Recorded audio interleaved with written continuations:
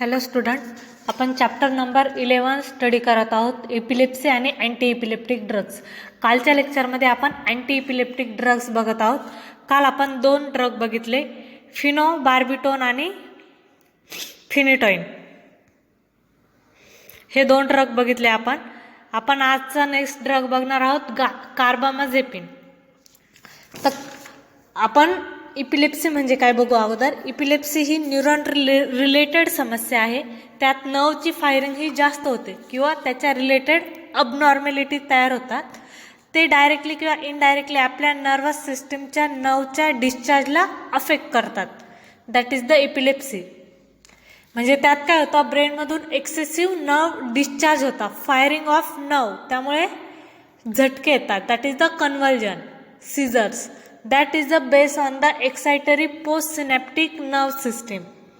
आणि anti convulsant किंवा anti epileptic drug असे ड्रग आहे जे कन्व्हल्जन किंवा झटके येतात त्यांना रिड्यूस करतात. तर कसं त्यांचं मेन मेकॅनिझम ऑफ ॲक्शन काय आहे, ते एक्सायटरी न्यूरोट्रान्समीटरला इनिबिट करतात. हे प्री सिनॅप्टिक नर्वच्या इम्पल्सला इनिबिट करतात. तर कार्बामाझेपिनचं मोड ऑफ ॲक्शन काय आहे. कार्बामाझेपिनची मोड ऑफ ॲक्शन ही फिनिटोइन सारखेच आहे. हे काय करतं, ब्लॉक करतं व्होल्टेज डिपेंडंट सोडियम चॅनल. त्यामुळे एक्स्ट्रासेल्युलर टू इंट्रासेल्युलर सोडियमचं मूवमेंट स्टॉप करतं. म्हणजे इंट्रासेल्युलरली सोडियमला येऊन देत नाही. त्यामुळे इंट्रासेल्युलरली म्हणजे सेलमध्ये पॉझिटिव्ह आयनचं म्हणजे सोडियमचं कॉन्सन्ट्रेशन हे कमी होतं आणि इनिबिटरी ॲक्शन दाखवतं. आणि त्यामुळे जे एक्सेसिव्ह नर्व जे फायरिंग झाली आहे ते कमी होतं आणि ॲज ए इपिलेप्सी ते ट्रीटमेंट देतं. इथं कार्बामाझेपिन ॲडव्हर्स इफेक्ट काय काय आहे, डोस रिलेटेड न्यूरोटॉक्झिसिटी. म्हणजे काय काय होतं, सिडेशन, डिझिनेस, व्हर्टिगो. व्हर्टिगो म्हणजे काय, लॉस ऑफ बॅलन्स. म्हणजे जर वरून खाली बघितलं, म्हणजे जास्त हाईटवरनं जर खाली बघितलं तर त्याचा बॅलन्स जाऊ शकतो, म्हणजे भीती वाटते. That is the vertigo. त्यानंतर काय होतं ॲडव्हर्स इफेक्ट अजून दुसरा, डिप्लोपिया. डिप्लोपिया म्हणजे डबल व्हिजन दिसतं, म्हणजे एकच ऑब्जेक्ट आहे तो डबल दिसतो. That is the diplopia. आणि ataxia, the loss of full control of the body, that is the ataxia. आणि बाकीचे दुसरे ॲडव्हर्स इफेक्ट काय कार्बामाझेपिनच्या, वॉमिटिंग आणि diarrhoea, acute intoxication, coma, convulsion and cardiovascular collapse. त्यानंतर आहे hyper sensitivity reaction. Hyper sensitivity रिॲक्शन्समध्ये काय काय होतं, बॉडीवर रॅशेस येत्या किंवा फोटोसेन्सिटिव्हिटी, हिपॅटिटिस, लुपस लाईक सिंड्रोम. तर लुपस लाईक सिंड्रोम म्हणजे काय, तर मसल आणि जॉईंट पेन होणं, फॅटिग्यू किंवा ब्लर व्हिजन किंवा फीवर किंवा joint swelling, loss of appetite, हे सगळं होतं लिपोस लाईक सिंड्रोममध्ये. त्यानंतर आहे वॉटर रिटेन्शन आणि hyponatraemia in the elderly as it is a enhance ADH action. त्यानंतर अजून एक ॲडव्हर्स इफेक्ट आहे कार्बामाझेपिनचा, टेरॅटोजेनिक. म्हणजे बर्थ डिफेक्ट आहे हा. It is a characterize pattern of mental आणि physical birth defect that result from a maternal use the anti-seizure drug. म्हणजे जर प्रेग्नन्सीमध्ये जर एखाद्या लेडीने जर कार्बामाझेपिन ड्रग घेतला तर तो जो फिटस आहे तो बर्थ डिफेक्ट म्हणजे त्यात डिफेक्ट असू शकतो, म्हणजे एखाद्या ऑर्गनमध्ये किंवा त्याच्या मेंटल हेल्थमध्ये डिफेक्ट असू शकतो. That is the teratogenic. आपण युजेस बघणार आहोत कार्बामाझेपिनचे. It is the most effective drug for a CPS. CPS म्हणजे काय, कॉम्प्लेक्स पार्शियल सीझर्स. म्हणजे कॉम्प्लेक्स पार्शियल सीझर्समध्ये कार्बामाझेपिन यूज केले जातात. त्यानंतर first choice drug with a phenytoin for a generalised tonic clonic seizures and for a SPS म्हणजे simple partial सिझर्ससाठी. Second use काय आहे, ट्रायजेमिनल अँड रिलेटेड न्यूरोअल्जेसिया. ट्रायजेमिनल आणि रिलेटेड न्यूरोअल्जेसिया म्हणजे काय आहे, it is a chronic pain condition affecting the trigeminal nerve in the face. ती फेसवर असते आणि क्रोनिक पेन होतं म्हणजे कंटिन्युअस पेन होतं त्या फेसमध्ये. That is the trigeminal related neuralgia. त्यामध्ये यूज होतो हा कार्बामेझेपिन ड्रग. त्यानंतर थर्ड यूज आहे कार्बामेझेपिनचा manic depressive illness and acute mania. म्हणजे when you become depress you may feel a sad or a hopeless or a loss of interest pleasure in most activity. अशा कंडिशनमध्ये सुद्धा use केला जातो कार्बामेझेपिन. कशाला अल्टरनेटिव्ह, लिथियमला अल्टरनेटिव्ह. सेकंड नंतरचा आपण drug बघणार आहोत इथोसक्सिमाइड. इथोसक्सिमाइडचं मेकॅनिझम ऑफ ॲक्शन काय आहे, inhibit T type calcium current in a thalamic neuron are a low voltage activated calcium channel that become a inactivated during the cell membrane hyperpolarization but then open to a depolarization. Membrane depolarization हे by the T type calcium चॅनलमुळे होतं, followed by hyperpolarization result of a decrease a excitability or a increase a inhibition. Ethosuximide हे calcium चॅनलला block करतं आणि कॅल्शियमची entry from extra cellular to intracellularly stop करतं आणि त्यामुळे पॉझिटिव्ह आयन म्हणजे कॅल्शियमचे ते इंट्रासेल्युलरली कमी होतं आणि त्यामुळे जे एक्सेसिव्ह नर्व डिस्चार्ज येतो कमी होतो. ॲडव्हर्स इफेक्ट काय काय आहे, GI intolerance, tiredness, mood change, agitation. Agitation म्हणजे काय, a state of anxiety or a nervous excitement, that is the agitation. त्यानंतर होता headache, drowsiness, inability to concentrate. हे सर्व ॲडव्हर्स इफेक्ट आहे इथोसक्सिमाइडचे. आणि यूज काय आहे इथोसक्सिमाइडचा, only in a absence seizure म्हणजे अब्सेन्स सीझरमध्येच इथोसक्सिमाइड हा यूज केला जातो. अब्सेन्स सीझर म्हणजे कोणता सीझर्स, पेटिट माल सीझर म्हणजे पेटिट माल एपिलेसी, जे जनरली छोट्या लहान मुलांमध्ये दिसले जातं आणि ते फक्त 3 ते 5 सेकंदासाठी पर्सिस्ट करतं. म्हणजे इथोसक्सिमाइड हे अब्सेन्स सीझरमध्ये यूज केलं जातं. Use has a now decline as a many consider valproic acid to be a superior to it. त्यानंतर आपण नेक्स्ट ड्रग बघणार आहोत व्हॅल्पोरिक ॲसिड. तर व्हॅल्पोरिक ॲसिडचं मेकॅनिझम ऑफ ॲक्शन काय आहे, त्याचे मल्टिपल मेकॅनिझम ऑफ ॲक्शन आहे. फर्स्ट आहे phenytoin like a frequency dependent prolongation of a sodium channel inactivation.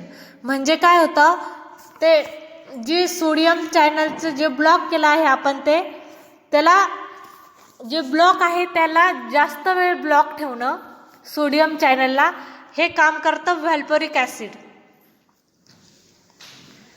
म्हणजे प्रोलॉंग टाइम, जास्त टाइमासाठी ते इनॲक्टिव्ह असते. दॅट इज द हे मेकॅनिझम ऑफ ॲक्शन आहे व्हॅल्पोरिक ॲसिडचा. त्यानंतर सेकंड काय आहे, attenuation of a calcium medicated T current.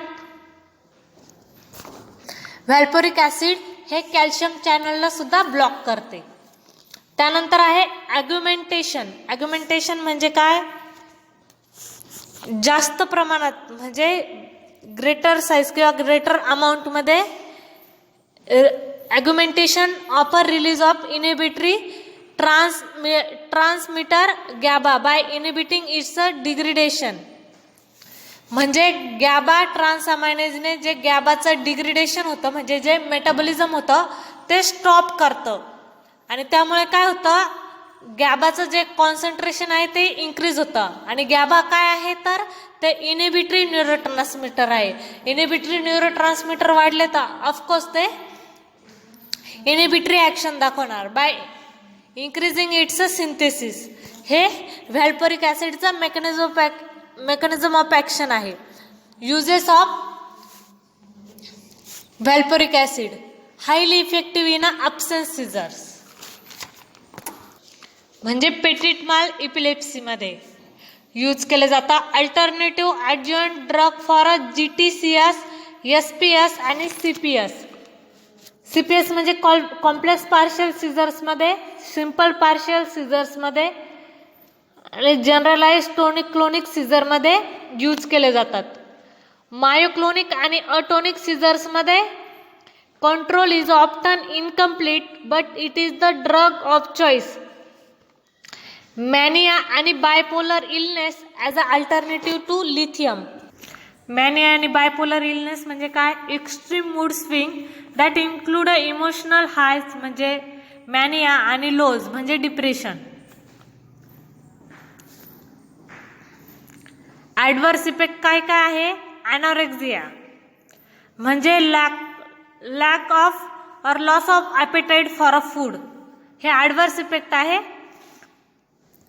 व्हॅल्पोरिक ॲसिडचं. त्यानंतर सेकंड काय आहे, vomiting, loose motions, heartburn.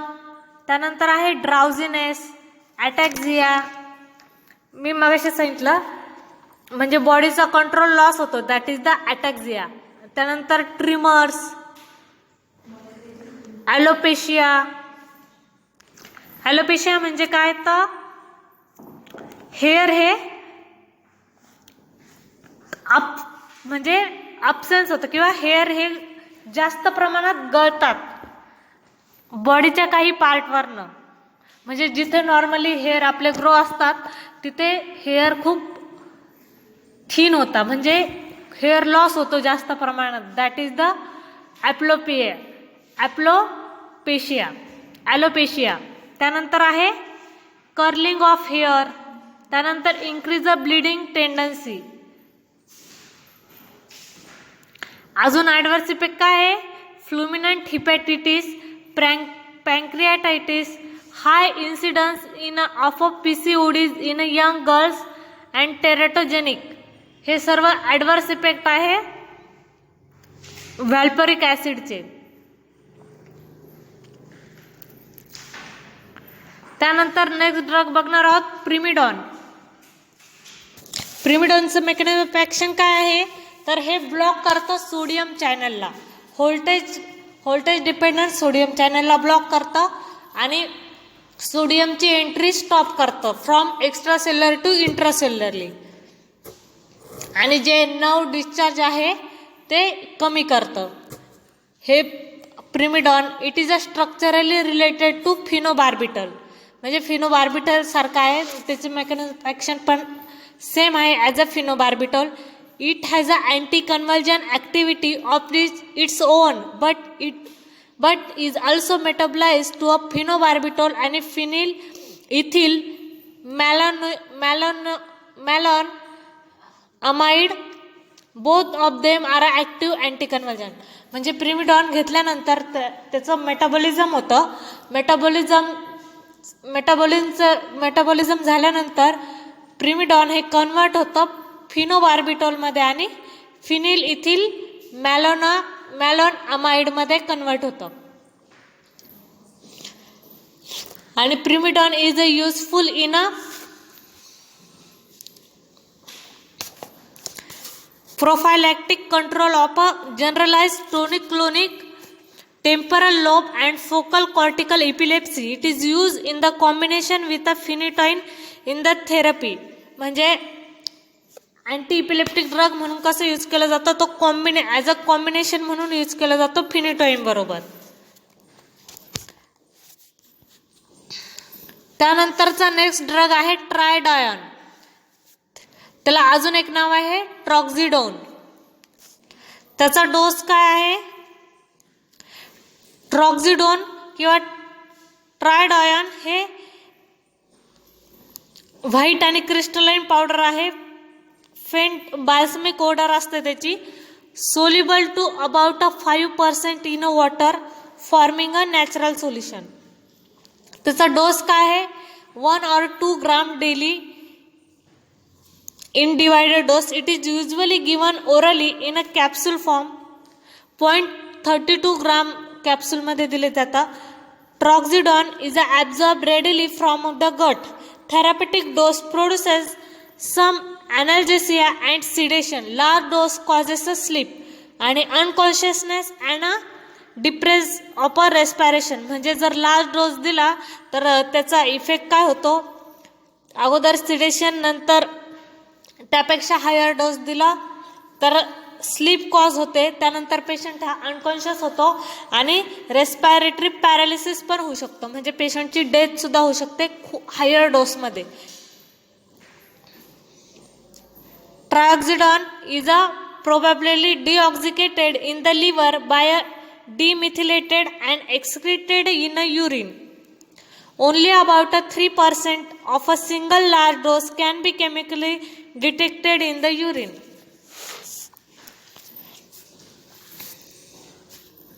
Specifically petit माल मध्ये यूज केला जातो इपिलेप्सी मध्ये, जी ऑर्डिनरी डिफिकल्ट असते कंट्रोलसाठी. Troxidone capable of a precipitating grand mal seizure and should not be prescribed for this condition, while a phenytoin sodium may increase the frequency of a petit mal attack. When used in a combination with a phenobarbital, trioxidone may prevent a grand mal attack. म्हणजे जर phenobarbitone बरोबर ट्रायऑक्झिडॉन combination मध्ये दिलं तर ते grand मॅल epilepsy आहे त्याला stop करू शकतं, ॲज अ यूज करू शकतो आपण.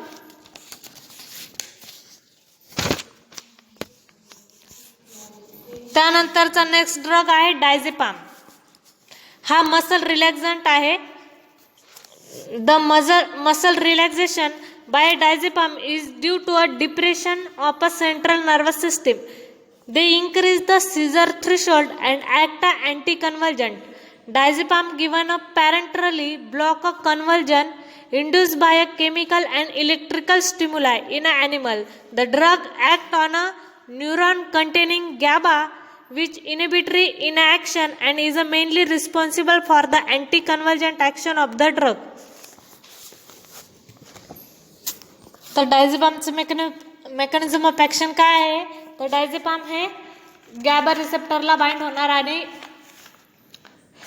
गॅबाची आणि क्लोराईडचं कंडक्शन वाढणं म्हणजे एंट्री वाढवणार फ्रॉम एक्स्ट्रासेल्युलर टू इंट्रासेल्युलरली आणि इनिबिटरी ॲक्शन दाखवणार. हे डायझेपामचं मेकॅनिझम ऑफ ॲक्शन आहे. त्यानंतर नेक्स्ट ड्रग आहे lamotrigine. Block a sodium as well as a high voltage dependent calcium channel. लॅमोट्रिजिनचं मेकॅनिझम ऑफ ॲक्शन काय आहे, तर हे दोन्ही चॅनलला ब्लॉक करतं. म्हणजे सोडियम चॅनलला पण ब्लॉक करतं आणि कॅल्शियम चॅनलला ब्लॉक करतं. म्हणजे त्यामुळे काय होतं, तर पॉझिटिव्ह जे चार्ज आहे ते एक्स्ट्रासेल्युलर टू इंट्रासेल्युलरली एंट्री करत नाही आणि इनिबिटरी ॲक्शन दाखवतात. युजेस काय काय आहे लॅमोट्रिजिनचे, यूज केला जातो broad spectrum anti epileptic drug म्हणून यूज केला जातो. Refractory cause of a partial seizures and generalise tonic clonic सीझरमध्ये यूज केला जातो. अब्सेन्स सीझरमध्ये आणि मायोक्लोनिक और अकायनेटिक इपिलेप्सीमध्ये सुद्धा यूज केला जातो हा ड्रग. त्यानंतर आहे ॲडवर्स इफेक्ट. लॅमोट्रिजिनचे ॲडवर्स इफेक्ट काय काय आहे, स्लिपीनेस, डिझीनेस, डिप्लोपिया, ॲटॅक्झिया अँड ओमेटिंग. म्हणजे पेशंटला झोप येते, पेशंटला सिंगल ऑब्जेक्ट हे डबल विजनमध्ये दिसते, दॅट इज द डिप्लोपिया. त्यानंतर ॲटॅक्झिया म्हणजे लॉस ऑफ बॉडी कंट्रोल, म्हणजे बॉडीवर कंट्रोल राहत नाही आणि ओमिटिंग, हे सर्व ॲडवर्स इफेक्ट आहे. Better tolerated than a carbamazepine or a phenytoin. Rash may be a severe, म्हणजे रॅशेस पण होऊ शकतात स्किनवर. हे सर्व ॲडवर्स इफेक्ट आहे लॅमोट्रिजिनचे. त्यानंतर आपण नेक्स्ट ड्रग बघणार आहोत गॅबापेंटिन.